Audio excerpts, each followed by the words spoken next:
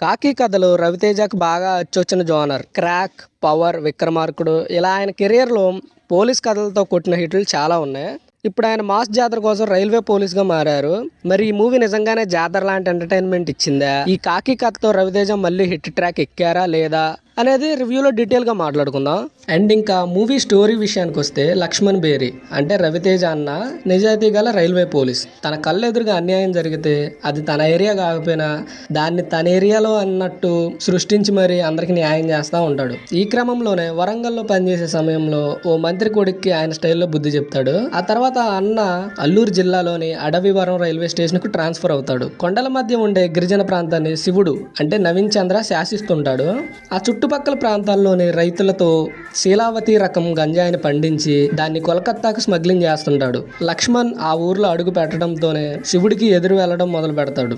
జిల్లా ఎస్పీ నుంచి మొదలు మొత్తం రాజకీయ వ్యవస్థ అండగా ఉన్న శివుడిని ఓ మామూలు రైల్వే ఎస్ఐ ఎలా అడ్డుకున్నాడు, అతని గంజాయి సామ్రాజ్యాన్ని ఎలా కూలదోశాడు అనేది సినిమా కథ. అండ్ ఈ కథలో తులసి అంటే శ్రీలీల అండ్ హనుమాన్ బేరి, రాజేంద్ర ప్రసాద్ ల క్యారెక్టర్స్ కున్న ఇంపార్టెన్స్ ఏంటనేది మిగిలిన కథ. అండ్ ఈ మూవీ పాజిటివ్ విషయానికి వస్తే, నాకైతే రవితేజ అన్న అండ్ నవీన్ చంద్ర అన్న యాక్టింగ్ పీక్స్ అంతే. అండ్ జాతర సీక్వెన్స్ ఫైట్ ఒకటి ఉంటది, మామూలుగా ఉండదు. అండ్ హైపరాది అన్న కొన్ని కామెడీ ట్రాక్స్ వర్కౌట్ అయితే, అండ్ తూమేరా లవర్ సాంగ్ థియేటర్స్ లో మంచి ట్రీట్ ఇచ్చిద్ది అనమాట. ఫ్యాన్స్ కి అయితే పండగే ఇంకా సాంగ్ అప్పుడు. అండ్ మూవీ నెగిటివ్స్ విషయానికి వస్తే, క్రాక్ మూవీలో ఫైట్స్ కొన్ని తీసుకొచ్చి అండ్ ధమాకా మూవీలో సాంగ్స్ తీసుకొచ్చి ఆ ఎలివేషన్స్ తీసుకొచ్చి ఈ మూవీలో పెట్టేసినట్టు ఉంటది. కానీ ఈ మూవీ అయితే చాలా రొటీన్ గా ఉంటది. మామూలు రొటీన్ కాదు, రొట్ట రొటీన్, అలా రాడ్ అనమాట ఇది.